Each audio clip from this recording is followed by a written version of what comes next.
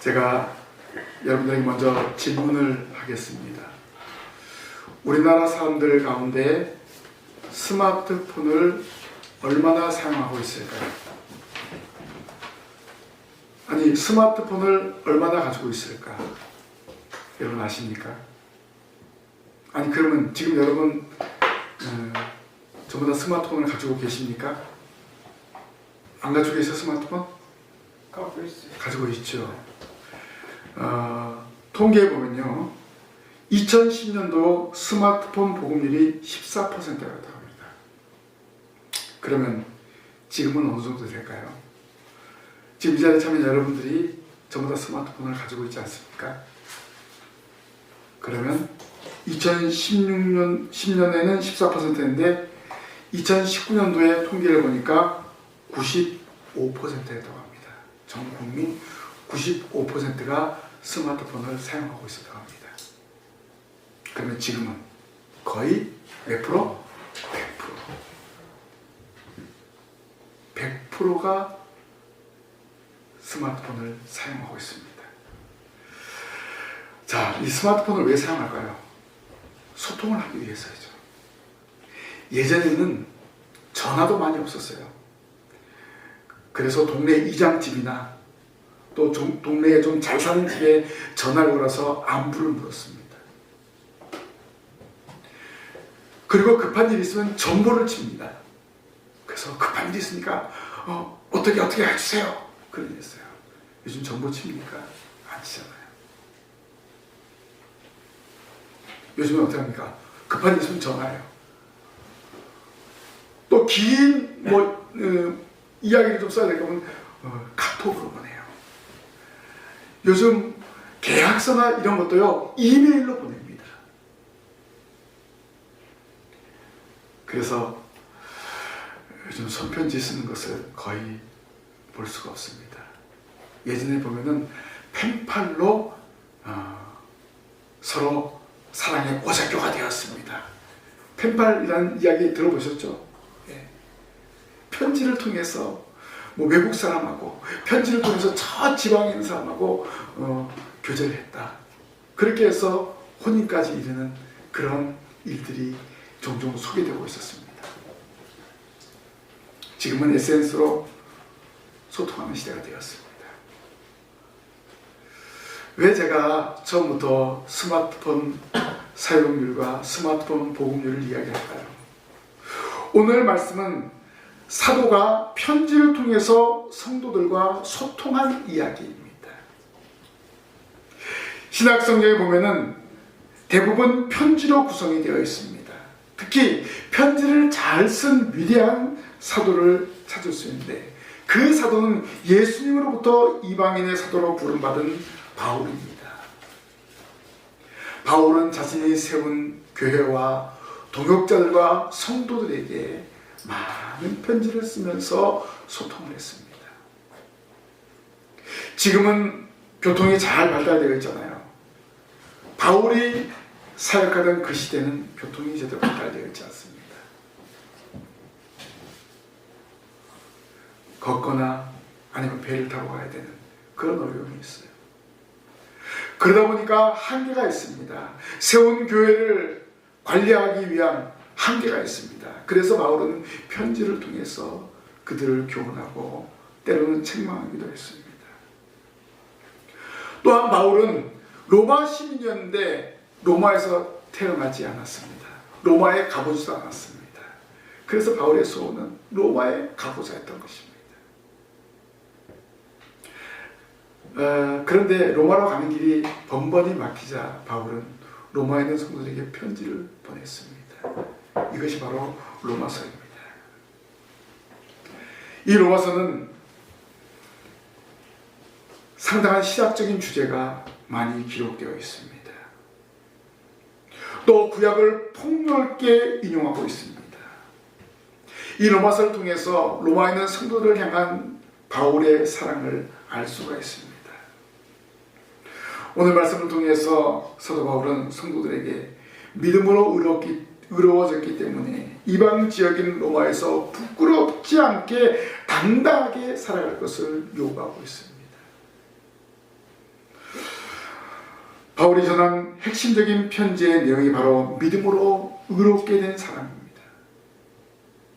바울은 편지 서두의 복음에는 하나님의 의가 나타나서 믿음으로 믿음에 이르게 하니 기록된 바 오직 의는 믿음으로 말미암아 살리라 함과 같으니라 라고 말했습니다. 예수 그리스도를 구주로 고백한 성도는 더 이상 죄인이 아닙니다. 예수 그리스도의 십자가의 보혈의 피로 말미암아 죄인에서 의인으로 완전히 신분이 변화가 되었다는 것입니다. 그래서 세상 가운데서 부끄러워하지 말고 당당하게 살아갈 것을 당부하고 있습니다. 이 말씀은 저와 여러분에게도 동일하게 적용이 되고 있습니다. 우리도 예수를 믿는 믿음으로 인해 제사함 받고 구원을 받았습니다. 그래서 그 믿음 안에서 굳게 서서 당당하게 하나님의 자녀로 살아가는 것입니다. 그래서 우리는 더 이상 부끄러움을 당하지 않습니다. 죄인 취급당하지 않습니다. 사탄은요 항상 우리를 향해서 넌 죄인이야, 너 죄인이지, 너 이런 죄 지었지 라고 우리를 향해서 엄포를 놓습니다. 그러나 그리스도 예수 안에서는 결코 정죄함이 없다고 말씀하셨습니다. 우리는 죄인이 아니라 의인입니다. 의인으로서 이 땅에서 당당하게 살아가시기를 바랍니다. 우리의 부끄러움과 죄를 예수님이 대신 짊어지시고 십자가에 계속하셨습니다. 우리가 예수님을 믿음으로 모든 죄가 해결되었음을 믿으시기를 바랍니다. 그래서 당당함으로, 기쁨으로, 감사함으로 살아가는 성도들이 되시기를 바랍니다. 바울이 로마에 있는 성도를 향해서 더 이상 부끄러워하지 말고 살아가라 이렇게 당부한 것처럼 오늘 저와 여러분들도 부끄러움을 당하지 않습니다. 예수님을 믿음으로 부끄러움을 당하지 않습니다. 왜냐고요? 믿음으로 의롭게 되었기 때문입니다. 그래서 우리는 부끄러움을 당하지 않습니다. 1절 말씀에 그러므로 우리가 믿음으로 의롭다 하심을 받았으니 우리 주 예수 그리스도로 말미암아 하나님과 화평을 누리자라고 말씀하였습니다. 이 말은 이방 지역에 살고 있는 성도들에게 감격적인 표현입니다. 당시의 이방인들은 하나님의 택한 백성에서 제외되었다고 유대인들은 주장했습니다. 그래서 유대인들은 이방인들을 사람 취급하지도 않을 정도였습니다. 로마에 사는 성도들, 어떻게 보면 유대인대 이방인 취급을 한 거예요. 또 로마에서 예수를 믿는 이방인들 또한 더 큰 이방인 취급을 당한 겁니다. 그런데 유대인이요, 가말리엘 문화생이었던 바울의 편지를 통해서 믿음으로 의롭게 되었다는 이 말은 로마에 사는 성도들에게 기쁨이고 위로의 말이었습니다. 사실 로마에 있는 사람들이 예수 믿는 성도들을 향해서 많은 손가락질을 했습니다. 어떻게 너희들은 십자가 못 박아 죽은 나사렛 예수를 믿고 있느냐, 미치지 않았느냐, 이런 비난을 받았습니다. 그런데 바울은 전합니다. 이 예수님으로 말미암아 믿음으로 의롭게 되었다. 그렇기 때문에 너희들은 결코 부끄러워하지 말고 당당하게 살아가라, 이렇게 당부하고 있습니다. 왜 그랬을까요? 예수 그리스도를 믿는 믿음이 중요한 것입니다. 예수를 믿음으로 천국을 소망하기 때문에 그 소망이 부끄럽지 않다는 것입니다. 믿음으로 의롭게 되었다는 것은 성령으로 거듭나서 하나님의 생명을 받은 것입니다. 잃어버렸던 하나님의 형상을 회복하였다는 말입니다. 죄의 본성을 가지고 아담이 죄를 지음하여서 원죄를 가지고 태어났지만 예수님의 구속으로 말미암아 그 원죄가 해결되고 자범죄가 해결되고 의인이 되었다는 말입니다. 이 일은 예수님이 성도에게 준 놀라운 특권입니다. 예수님이 땅에 오신 목적이 무엇입니까? 죄인을 의인 삼아주시기 위해서 십자가에서 화목제물이 되어주신 것입니다. 우리가 반드시 알아야 할 것은 죄인은 하나님과 원수가 되고 화평이 없다는 것입니다. 그런데 예수 그리스도를 믿는 저와 여러분들을 십자가에서 예수님이 핏값을 지불하심으로 대속을 해주었고, 그 대속으로 말미암아서 죄인을 의인으로 만들어 주었습니다. 더 나아가서는 하나님의 자녀가 되었고 하나님과 더불어 화평을 누리게 되었습니다. 하나님과 우리와 막힌 담을 헐어주신 것입니다. 그러면 이 시대를 살아가는 성도가 어떻게 하나님과 더불어 화평을 누리게 될까요? 먼저 예수 그리스도를 믿음으로 성령으로 거듭나서 하나님의 생명을 받아서 화평을 누리게 되는 것입니다. 그리고 예수 그리스도와 연합되어서 새 생명으로 살기 때문에 화평을 누리게 됩니다.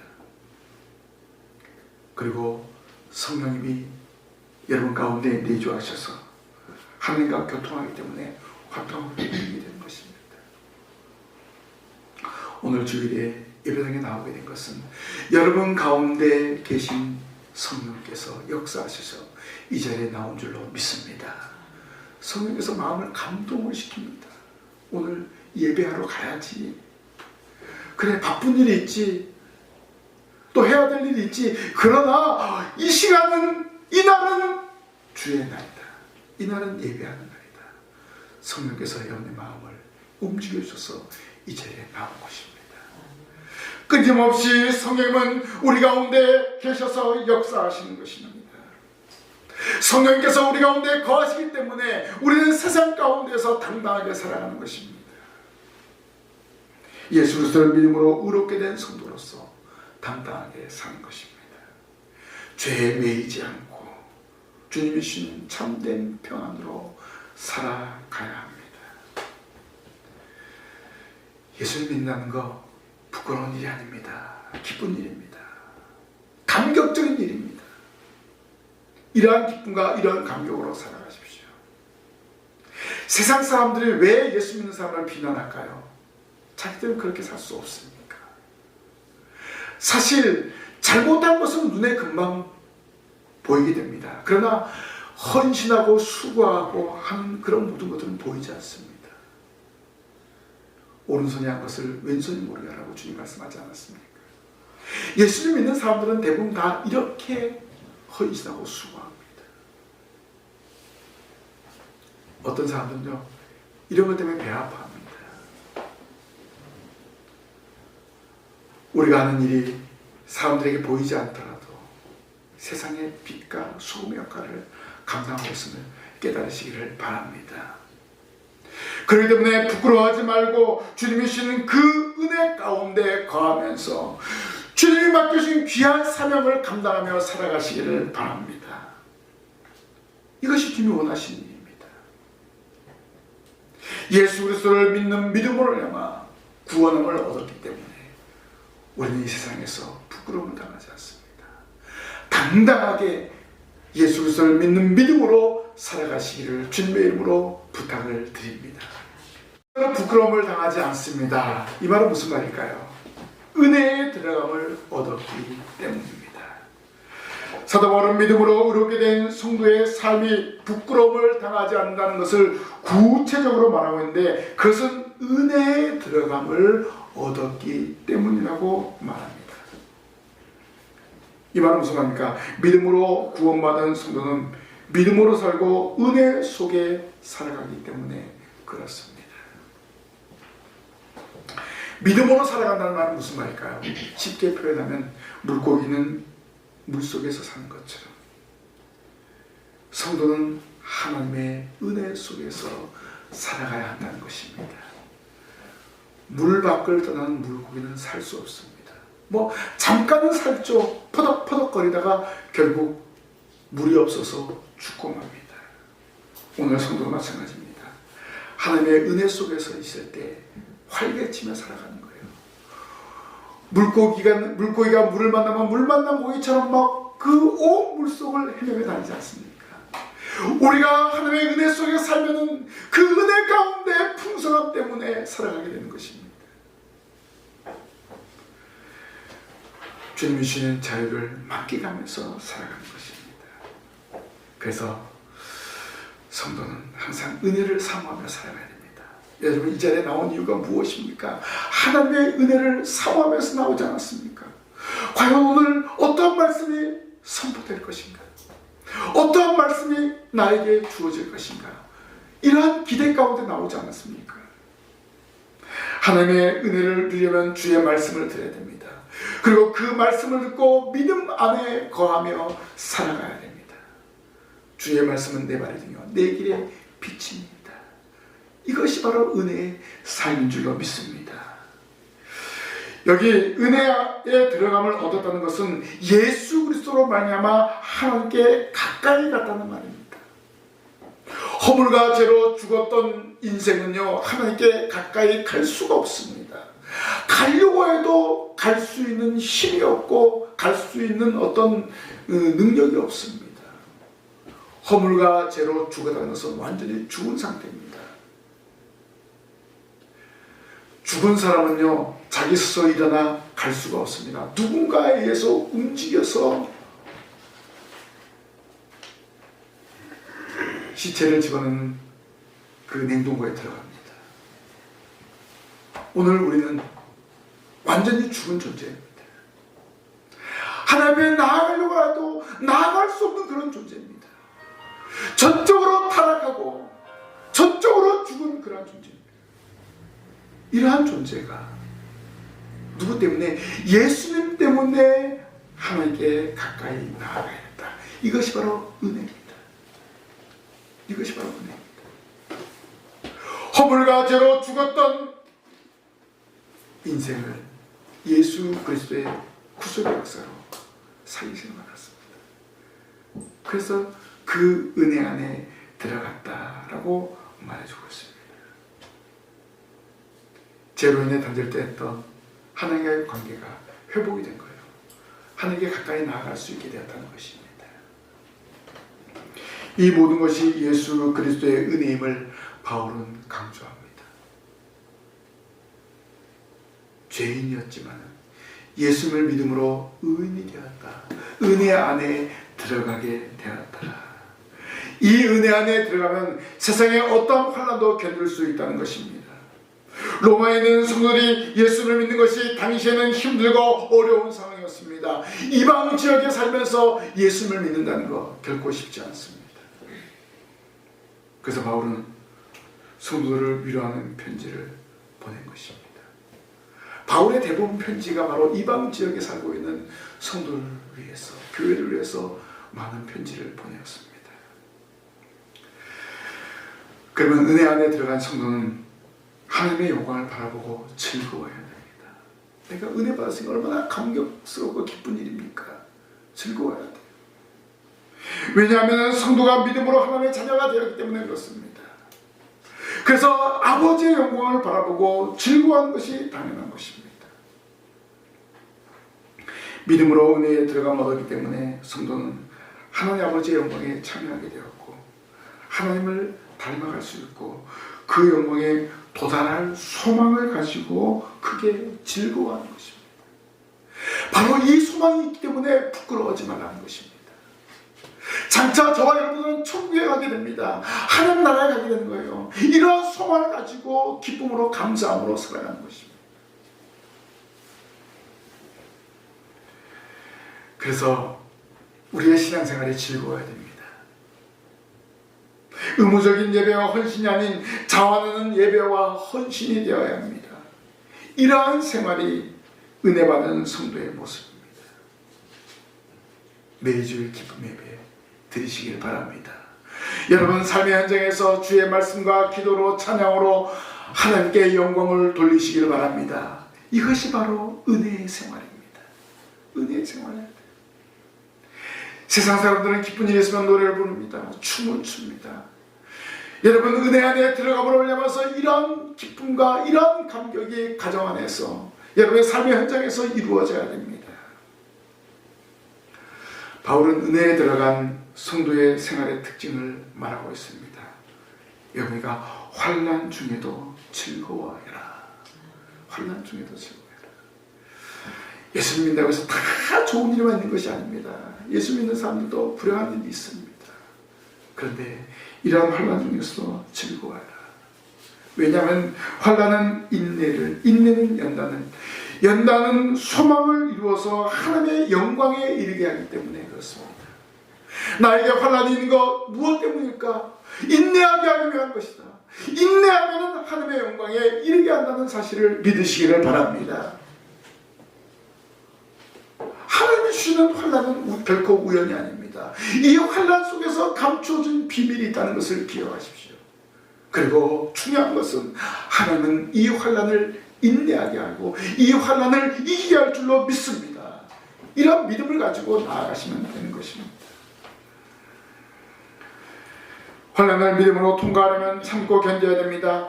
참고 견디려면 말씀을 지킬 때 영혼이 자라나고 예수 그리스도의 형상이 이루어지게 되는 것입니다.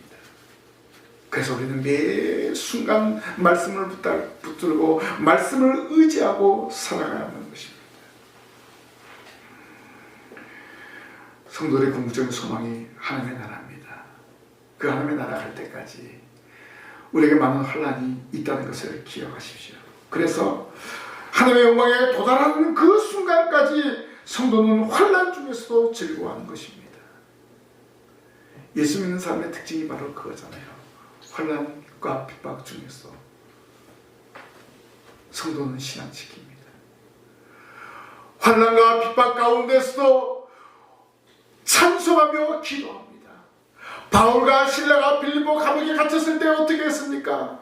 매를 맞고 온몸에 상처 투성이었음에도 불구하고 손발에 착과가 차였음에도 불구하고 그것으로 기도하며 찬송했습니다. 성도의 특징입니다. 이런 환난은 우리의 잘못이나 범죄로 인한 환난이 아닙니다. 믿음을 지키려다가 받는 환난을 말합니다. 이 환난을 받는 것은 바로 그리스도의 환난에 동참하는 것입니다.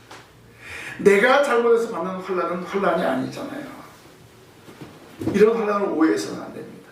주님 때문에 받는 환난, 주님 때문에 받는 고난, 이런 환난을 말하는 것입니다. 이것을 인내하면 하나님의 영광에 이르게 됩니다. 요셉 잘 알죠? 17살에 형들의 미움을 받아서 그만 애굽의 보디발의 집에 노예로 끌려갔습니다. 팔렸습니다.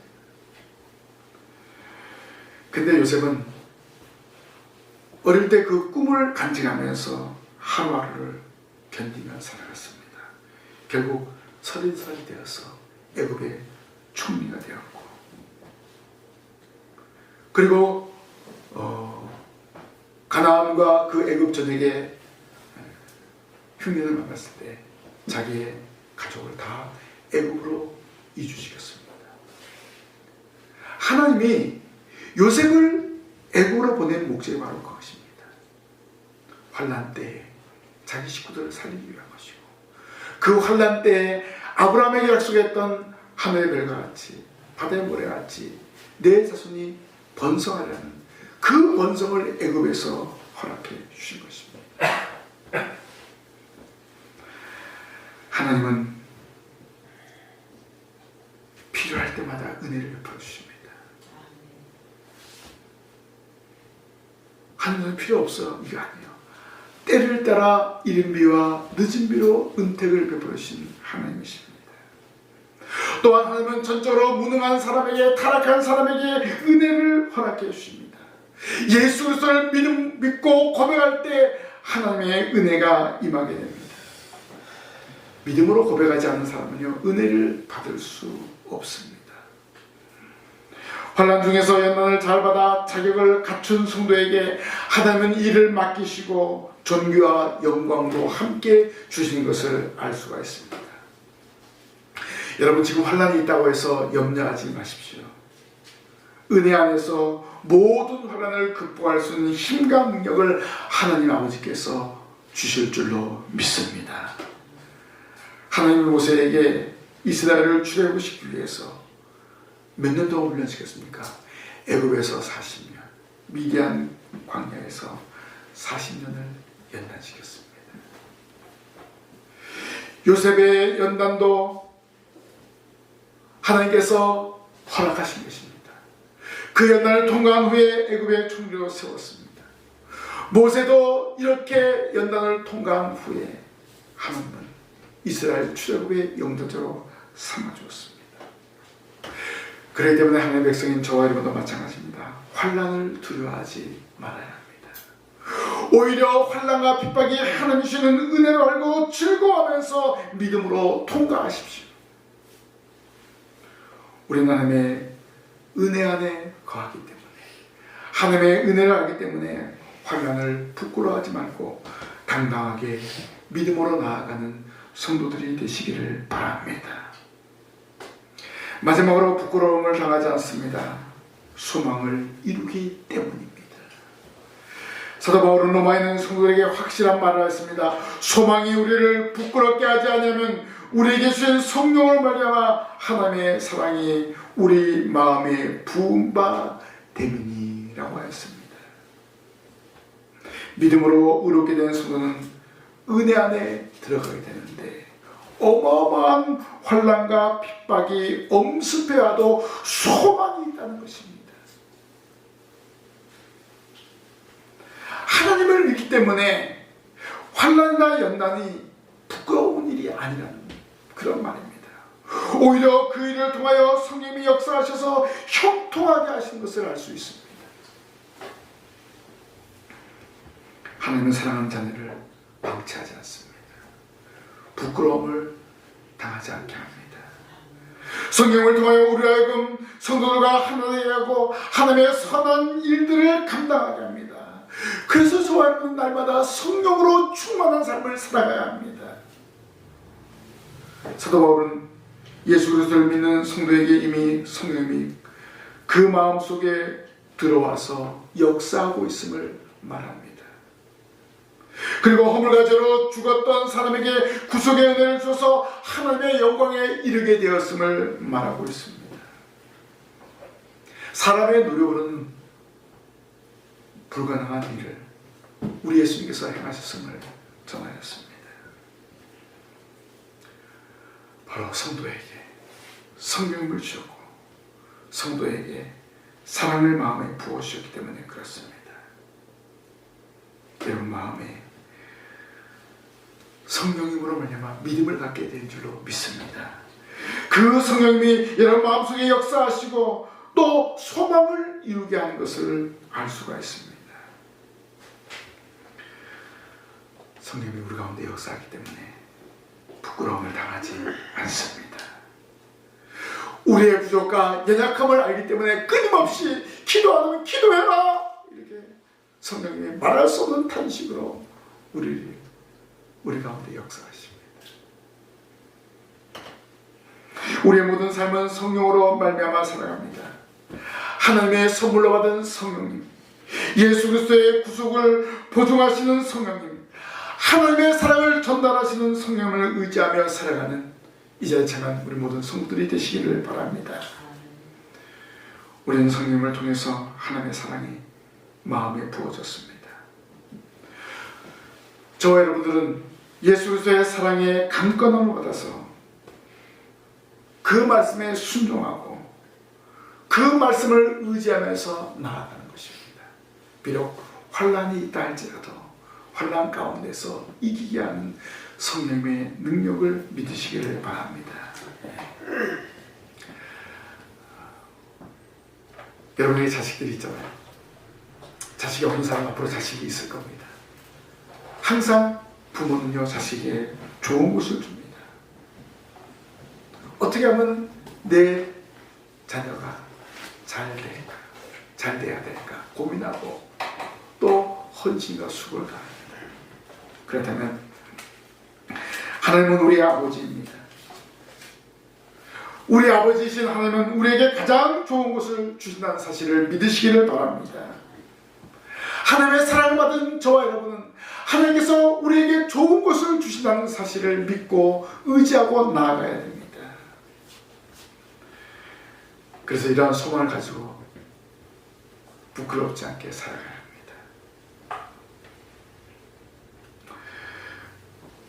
그렇지만 우리가 이 땅에 살면서 현실을 바라볼 때가 많이 있습니다.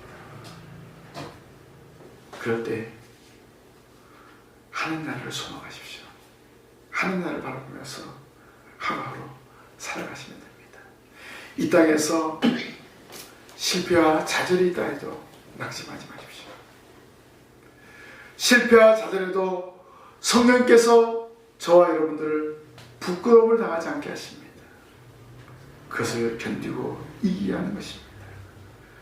확실한 소망인 천국을 향해서 전진하도록 붙들어주십니다. 우리의 소망의 종착역이 어디입니까? 주님이 계시는 그곳입니다. 그것을 향해서 주님 오시는 그날까지 환난과 핍박을 이기며 소망을 가지고 믿음으로 전진하는 우리 모든 성도들이 되시기를 바랍니다. 성도 여러분, 예수님을 믿으면 부끄러움을 당하지 않습니다. 우리는 죄인에서 의인이 되었기 때문입니다. 죄인이 무죄 석방이라는 소식은 말로 행할 수 없는 기쁨입니다. 예수 그리스도의 십자가와 부활로 죄인인 우리를 의인의 신분으로 변화시켜 주었다는 것, 얼마나 감격스러운 일입니까? 우리가 예수 그리스도를 믿고 죄 사함 받은 사실을 기뻐하시길 바랍니다. 그런데 여전히 죄를 짓고 있지만 부끄러워하지 마십시오. 예수님이 이루신 구속의 역사는 우리가 아직 연약할 때의 기약대로 그리스도께서 경건하지 않은 자를 위하여 죽으셨도다 라고 바울은 말하면서 하나님의 은혜가 무조건적으로 내려졌음을 증거합니다. 예수님을 믿으면은 죄인이라도 의인이 될 수 있고 지은 모든 죄를 회개하면은 깨끗게 하여 주실 것을 약속하였기 때문에 그렇습니다. 이것이 바로 하나님의 은혜입니다. 하나님의 베푸신 그 은혜를 감사하면서 이 땅에서 당당하게 살아가시기를 바랍니다.